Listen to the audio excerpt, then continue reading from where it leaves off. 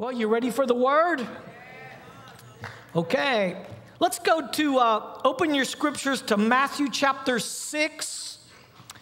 Always at this time of year, in preparation for the Holy Spirit seminar, we always like to ask the Lord to consecrate and set aside 21 days of prayer and fasting for us. And I truly believe that fasting is a tremendous weapon in our arsenal. And I know that our flesh doesn't like to get excited about fasting. But I want to encourage you today to join with me and pray about how you can fast, what you can fast, when you can fast. There's a lot of different ways to fast. In the book of Daniel, Daniel went on what we've typically termed a Daniel fast. For 21 days, he just pretty much ate fruits and vegetables. And a lot of people fast that way. Some people fast certain meals. You can fast breakfast, or you could just eat one meal a day. Some people don't eat after a certain time. Some people say, well, after 5 o'clock, after I eat my dinner meal, I'm just going to fast the rest of the evening and until the next day. Some people fast certain days a week. You could pick a day, Monday or Wednesday, or a particular day that you could fast. Or you could fast certain foods. But pray about something that you believe God would honor, that would be a sacrifice, something you could turn your plate over on and ask the Lord to honor you for over these next 3 weeks. Now, we're not only asking you to join your faith with us as we fast and pray going into the Holy Spirit seminar, but I also want to encourage you to get specific with God and write down and list some things personally in your life that you would like to see God do. Now, in Matthew chapter 6, Jesus lays out 3 biblical principles. We could call them spiritual disciplines that he encourages every believer to engage in. He basically says this: when you give, doesn't say if, when you give, and then he says when you pray, and then down in verse 16 of Matthew 6, he says this, and when you fast, do not be like the hypocrites and put on a sad face, for they disfigure their faces so that they may appear to men to fast. Truly I say to you, they have their reward. But you, when you fast, anoint your head, wash your face, so that you do not appear to men to fast, but to your Father in secret. Now listen to this promise. This is amazing. And your Father who sees in secret will reward you openly. There are definite rewards and benefits when you fast. Absolutely. Now, Jensen Franklin has taught extensively on what he calls the fasting edge. And I've actually titled this message today, Sharpening the Axe.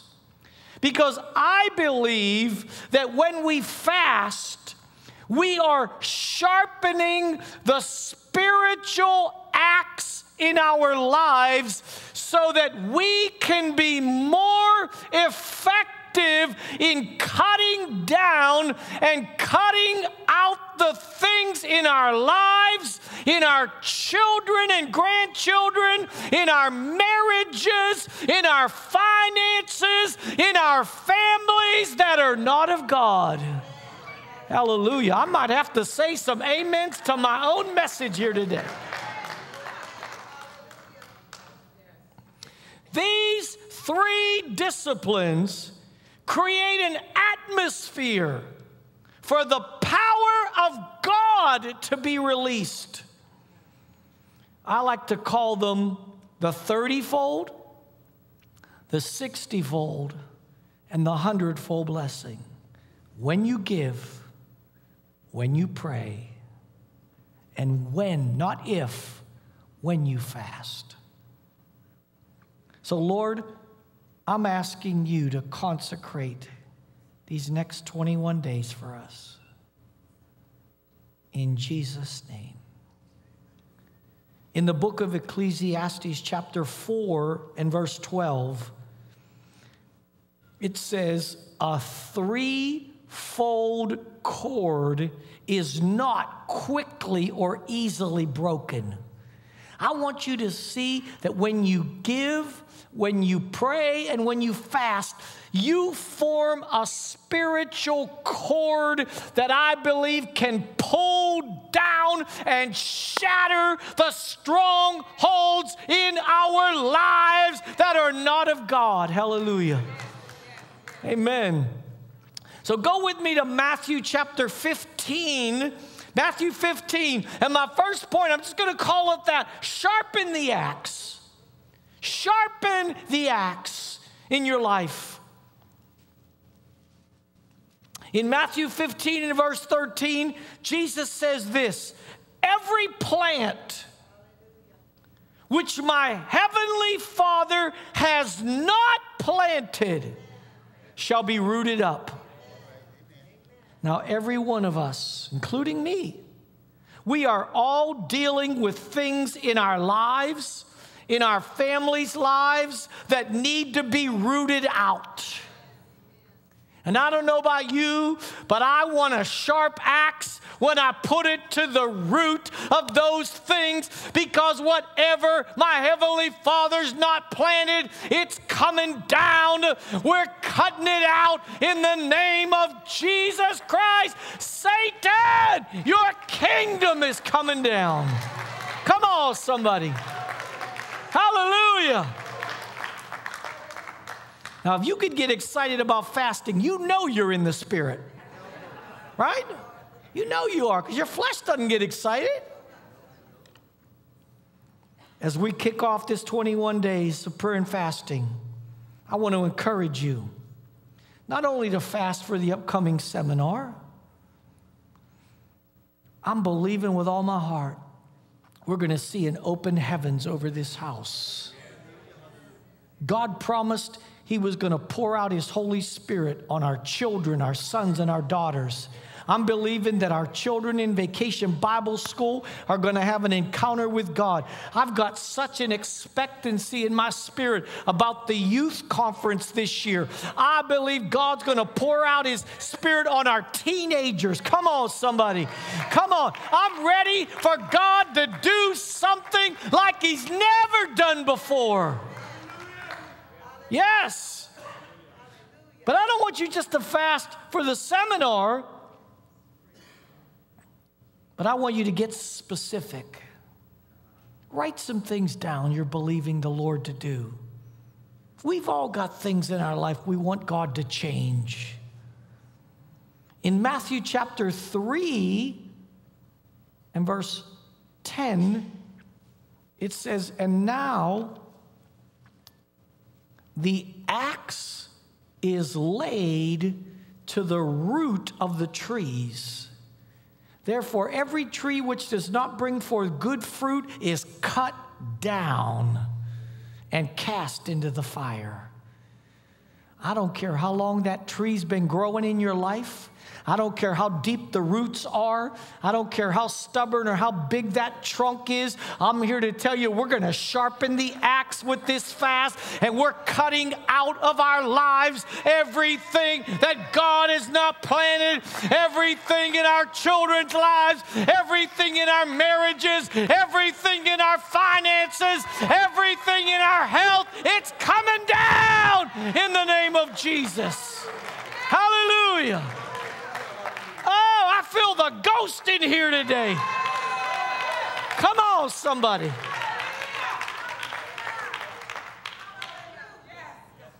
Now, every lumberjack, every tree cutter knows that if the axe is dull, it makes the cutting that much more difficult. In fact, they say that a dull axe is dangerous. It's dangerous. But I truly believe that fasting is a way to sharpen the spiritual axe in our lives. Trudging through our daily routines in our own strength will wear us down and out. I don't know about you, but I'm not letting the devil wear me down. Come on, somebody. Doesn't the Bible say in the book of Daniel, one of the things the enemy wants to do in the last days is wear out the saints? But we're not going to let him wear us out. He's not dulling our axes. We're going to have a sharp axe, and he's not going to wear us down, because we're not going to do things in our own strength and in our own ability. We're going to do it in the power and the anointing of the Holy Ghost. The Bible says, they that wait upon the Lord, he'll renew your strength. You will mount up with wings like eagles. You will run and not grow weary. You will walk and not faint. Somebody say, I'm not fainting. Come on. I'm not wearing out. I'm not going to let the enemy wear me down. We start to lose the precision touch with the Holy Spirit in our lives.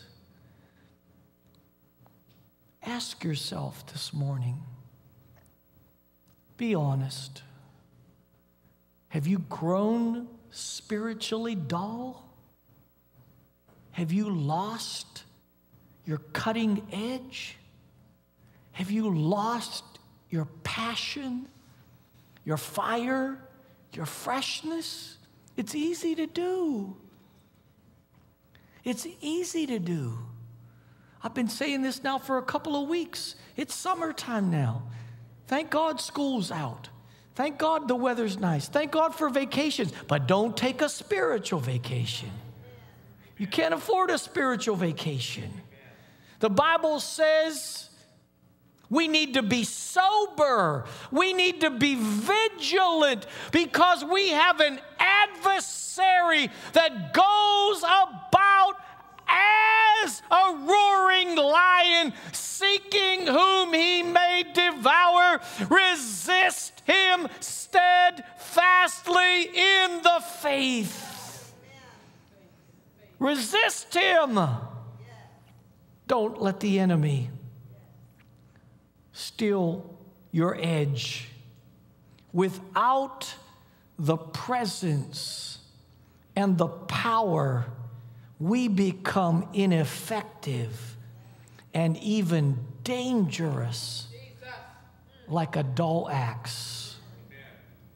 Go with me to the book of Ecclesiastes, chapter 10 and verse 10. I know that some of the translations read a little differently, but I want to read this Ecclesiastes 10:10 out of the New King James Version. And here's what it says. It says, if the axe is dull and one does not sharpen the edge, then he must use more strength but wisdom brings success. You know, Abraham Lincoln once said,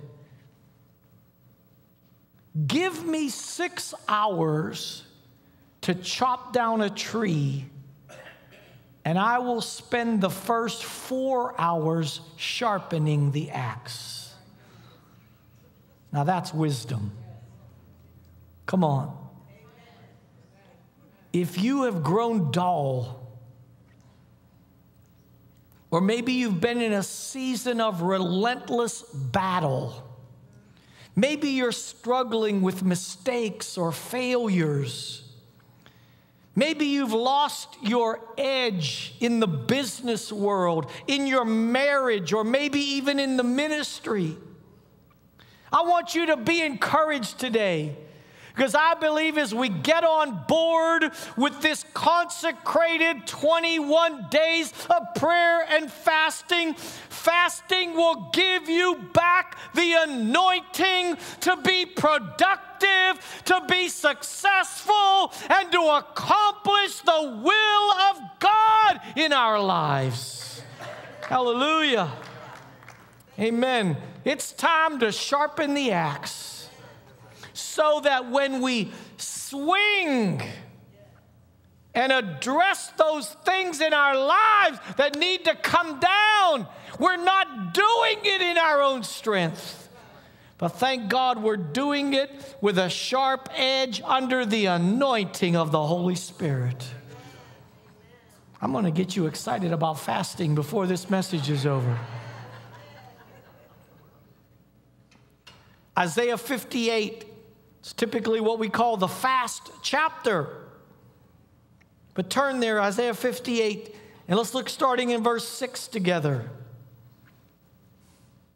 Isaiah 58:6 says, "Is this not the fast that I've chosen?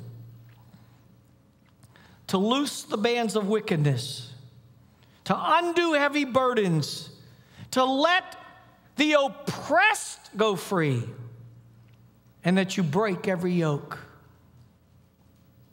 I don't know about you, but I'm ready for some oppressed people to get free. I'm ready for some yokes to be broken off of our lives. I'm ready for bands of wickedness. You know, today, if you go down into Pittsburgh, there's a gay pride parade. See, they're bold about what they believe. It's time for the church to arise in power and boldness for what we believe and know to be true. Come on, somebody. We need to be more excited about Jesus than they are about the things of this world.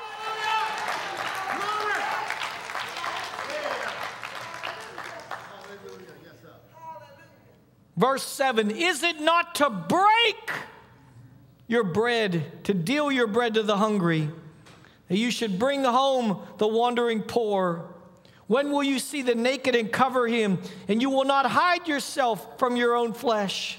I like this, verse 8, "Then your light shall break out as the dawn, and your health shall spring forth speedily." I'm ready for some suddenlies. Come on, somebody. I'm ready for an accelerated anointing to speed up supernaturally healings and deliverances and breakthroughs. This is the year of the turnaround. God is getting ready to turn some things around in our lives.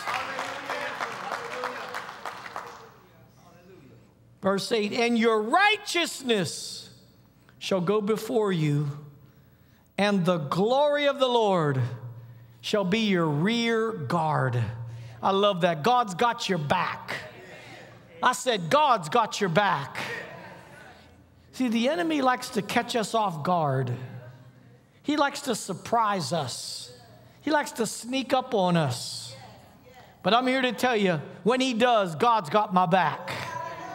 Come on, say, God's got my back. Come on, say it again. God's got my back. Verse 9, then you shall call, and the Lord will answer. You will cry, and he will say, here I am. If you take away the yoke from among you and the pointing of the finger and speaking vanity. So the second thing we need to see is that our health is going to spring forth. So many people are struggling and battling with things physically and in your bodies. I'm ready for a healing anointing to sweep through this place. I'm ready for Jehovah Rapha to arise with healing in his wings. I'm ready for God to do signs and wonders and miracles that people are going to look and say, how did that happen? And you're going to say, but God, hallelujah, but God. Come on, somebody. Think about it. There's 365 days in a year. What is it to give God 21 of 365 and say, God, I'm consecrating these days to you? If fasting didn't make a difference, then why did Jesus fast when he was in his earthly ministry? When the disciples could not heal a father's son, and the father brought him to Jesus, and he set the boy free and he healed him, Jesus said, this kind. There are certain things in our life that only come out by prayer and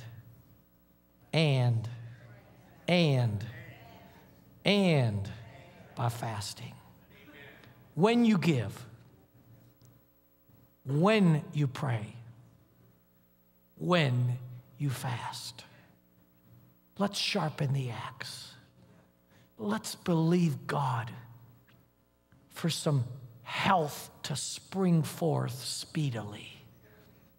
Let's believe that when we put the sharp axe to the root of sickness, to the root of spirits of infirmity, that people are going to be healed of pain. People are going to be healed of diseases. Things are going to happen, hallelujah, that man doesn't have the answer for.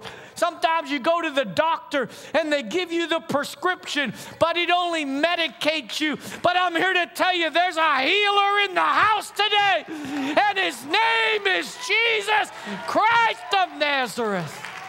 Hallelujah. Listen to those powerful promises in Isaiah 58. The oppressed will go free. Yokes will be broken. Healing will spring forth speedily. And you know, even in the natural, when you fast, there's a cleansing that takes place in your body that's good and healthy for you. That's even just in the natural, let alone in the spirit. Romans 8:11 says, the same Spirit that raised Christ from the dead shall quicken, make alive your mortal body.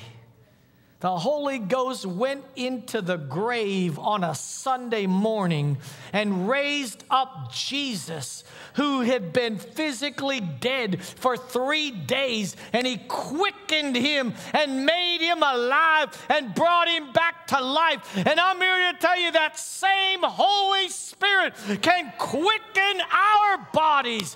He can take organs that are weak and make them alive. He can take organs organs that aren't functioning and make them work again. God can resurrect things that are dead. Come on, somebody. Oh, yes. The devil is a liar. Hallelujah.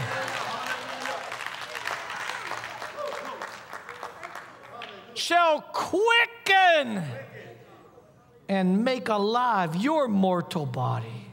Ah, my.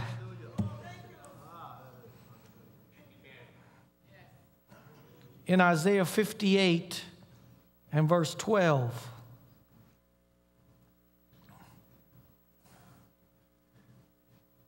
it says, and those who come of you shall build up the old ruins, the old waste places. And you shall raise up the foundations of many generations. And you, somebody say, he's talking to me. You shall be called the repairer of the breach, the restorer of paths to dwell in. First of all, we're going to sharpen the axe. Second of all, we're going to get a hold of the promises that God gave us concerning a fast. And healing's a big one. And God says if we fast as under the Lord, He will reward us openly so that He gets all the glory. Come on, somebody. And then thirdly, He says He wants to restore relationships. Now, I want to ask you this morning,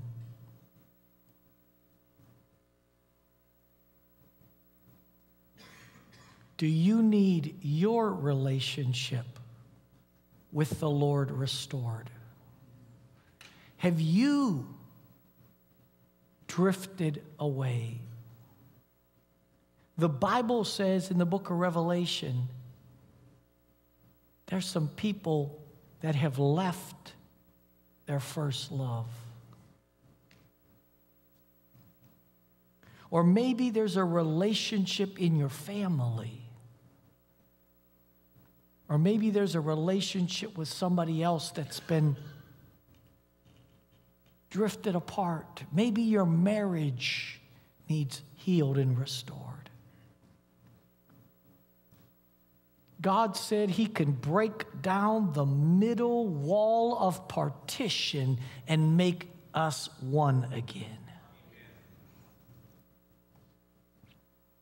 Restoration is God's will for all of our lives. In John's Gospel, chapter 20, this is such an interesting story because Jesus now has been raised from the dead. He's appeared to His disciples a number of times.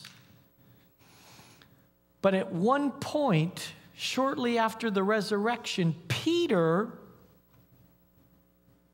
gets discouraged. And he says to the other disciples, he says, I'm going fishing. Now, the only problem with that is Jesus called Peter out from being a fisherman, and He called him to be a fisher of men. So Peter, when he said, I'm going fishing, what he was actually saying was, I'm going back to the world. I'm going back to my old lifestyle. I'm going back to where I used to be. And so all the other disciples said, well, we're going with you. And they get in a boat, and they go fishing all night. And the story in John 20 says they caught nothing. And in the morning, Jesus appears to them on the shore. And He says, cast your net onto the right side of the boat. And they cast their net, and the Bible says they caught a great catch of fish, 153. Some people believe that that represents one fish for every nation of the world. Because the Bible says in the last days, this gospel shall be preached in all the world before the Lord comes back. And the Bible says the net didn't break. And all of a sudden, John, the beloved, sees Jesus and he shouts out, "It's the Lord!" And Peter jumps out of the boat and swims to the shore. And when all the other disciples get there, Jesus says, "Get some fish," and he cooks everybody breakfast. And then he takes Peter aside. And you know the story well. He says, "Peter, do you love me?" "Lord, you know I love you. Feed my lambs." Then he says it again. "Peter, do you love me?" "Lord, you know I love you. Feed my sheep." Then he says it a third time. "Peter, do you love me?" Peter gets a little upset. "Lord, why are you asking me 3 times? Because the Lord knew that prior to his crucifixion, not once, not twice, but 3 times, Peter denied the Lord. And Jesus was getting to the root of something in Peter's life that needed to be cut down and pulled out. Why was Peter going back to his old ways? Why was Peter drifting back? Why did Peter lose his edge? Because he had some hurts inside that needed to still be healed. Sometimes the greatest hurts in our life, the greatest wounds, are not physical ones. They're not ones you could see with the natural eye. You look at some people and they're all dressed up. They got their hair fixed and their makeup on and they got a smile on their face, but inside they're hurting. Inside, they've got some wounds, some disappointments, some things they're carrying. And I'm here to tell you, Jesus not only came to heal us physically, he came to heal us emotionally. He came to heal us spiritually. He came to heal us relationally. He came to heal us mentally. The Bible says he came to heal the brokenhearted. And so Jesus, he takes Peter aside and he pours oil on a wound that was causing Peter to lose his spiritual edge.